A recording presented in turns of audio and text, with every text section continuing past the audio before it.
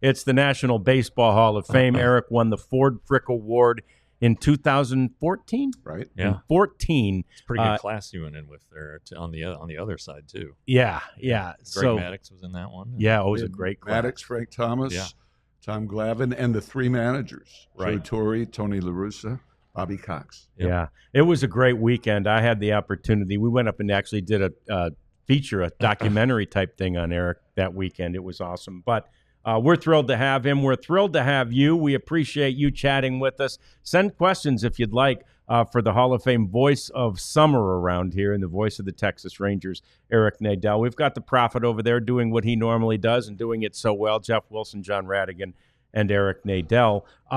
So we were just talking about this off the air, and I wanted to bring this up early anyway, Eric, but the Little League home run. I said in one of the little notes I write on to tease the fact that you're on the show that Eric Nadel has seen it all. Had you seen it as a walk-off, a Little League home run like that?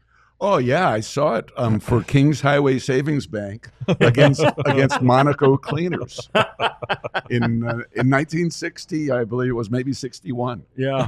That's the last time. That was it. Yeah. Oh man, you do see it. You do see it a lot. My daughter, God bless her, had 2 softball games last night, and the catcher can't get it back to the pitcher half the time, and if it gets past her, run on third. That's how the winning run scored last night. Yeah, and I'm sure with girls sometimes there might even be tears after something like that. You were on the flight. Were there tears? I think by then everybody was no longer completely stunned. So it was pretty much like any other flight coming home. But we were so stunned in the booth. I actually asked Matt at one point after recapping the play, did that really happen? Jeez, it did. It did, and that's one of those things, too. It's like, from the perspective of an announcer, a play-by-play announcer, it's like the least likely thing. Like, it's the thing you expect perhaps the least is that type of play. Yeah, and that sometimes makes for the best call. Yeah. And then, how you react to it is always pretty interesting. I went back and listened, and after it, in addition to saying, did that really happen? I said, kids, don't try this at home. Yes. And then, of course, the next day, your kids were trying it at home. No, it's not easy for kids.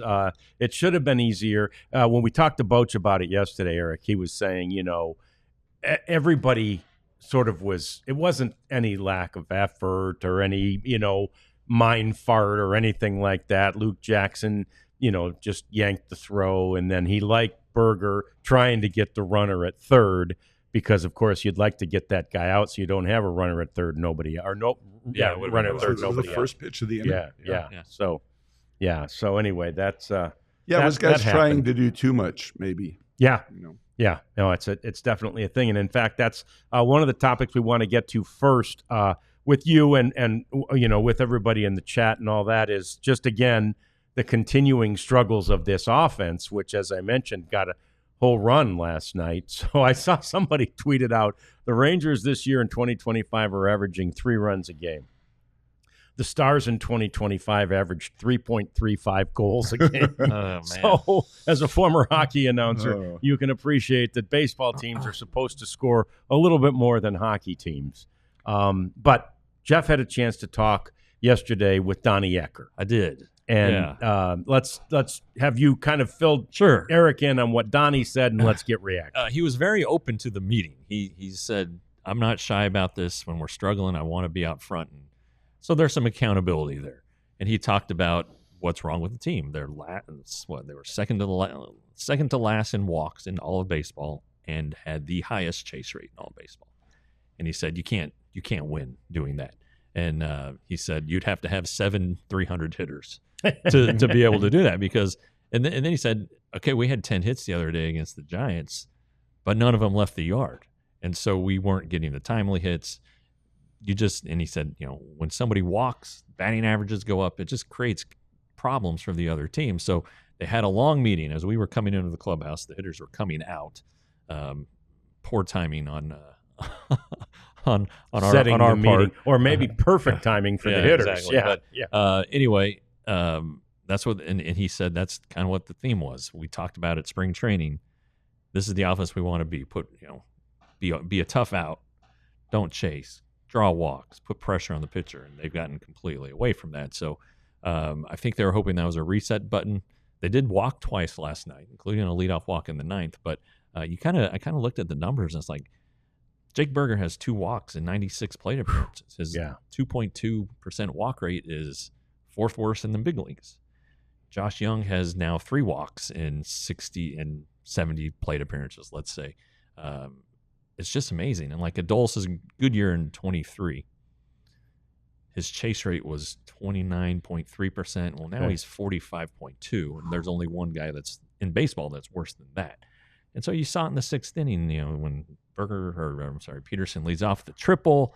Boy, here comes Adolis. All he's got to do is sneeze on the ball, and a run's going to score. And he chases 3 balls that were out of the handballs. They weren't even competitive pitches, and that's the deal. Opposing teams know that.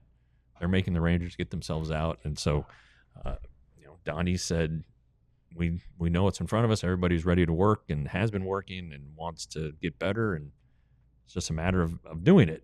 And after a month, he said, it's really time to go.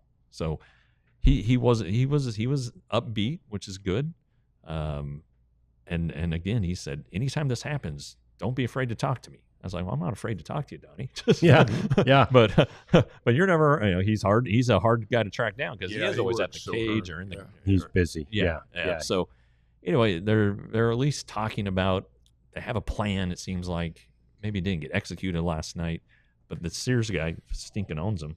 Unbelievable. He does. He does. Just an totally average major league starting pitcher. Yeah. Left-hander who, for whatever reason, they cannot pick up that high fastball that he throws. Chris Woodward used to talk about the vertical approach angle. He's got the vertical approach angle thing going. And, for me, there's another major problem that's not really being discussed enough, which is the 2-strike approach. Mm-hmm. Yeah. And the ability to make contact when you need to just make contact. Right. Cutting down on the swing or whatever. The contrast was so stark in San Francisco when the Giants had the opportunity to win a game, and Patrick Bailey came up there and took a half swing and just punched the ball to right and won the ball game. Right. All he's trying to do is make sure that he gets the bat on the ball, and did so. And the Rangers seemed completely incapable of going to that approach when necessary. Mm-hmm. I understand you want to slug most of the time, but you better have the ability to not slug and just make contact when the situation calls for it. As something that Buster Posey was preaching all spring with the Giants, talking to the people who cover the Giants. And, some other teams have gone to that. My guess is now that Clint Hurdle is the hitting coach in Colorado, that they'll probably be going along those lines. And, there's a little bit of a return to that now from the everybody slugs approach that we've seen the last few years. But in the case of the Rangers, there have been so many games because they're playing so many close games that with a different approach, a different 2-strike approach, things could have been drastically different. For sure. And I think on that road trip you were just on, there were opportunities for Garcia in that A series. And not to pick on Adolis, but he's kind of easy to pick on right now, where it's just like, and that's the thing. Like in spring training, the storyline was, well, he's got this 2-strike approach now. We need him to find the right combination to do it. He needs to slug, but it's just and like I think of Adrian Beltre. Adrian Beltre could just hit any ball and put any ball. Yep. And he would do that a lot of times with 2 strikes. How many 2-strike hits did he have that were just through the hole there between first and second? The guy could hit. Yeah. And I don't know that these guys know how to hit. Right. And you wonder if this is a generation of guys who basically grew up with the true outcome sort of coaching approach, right? Not just when they got to the professional leagues, but even before that. It's like hit a home run or strike out, so it's hard to, you almost have to retrain the brain for some of these guys. Yeah, and I don't know how you do it, but clearly it has to be an emphasis that comes from the top, as in the case of the Giants.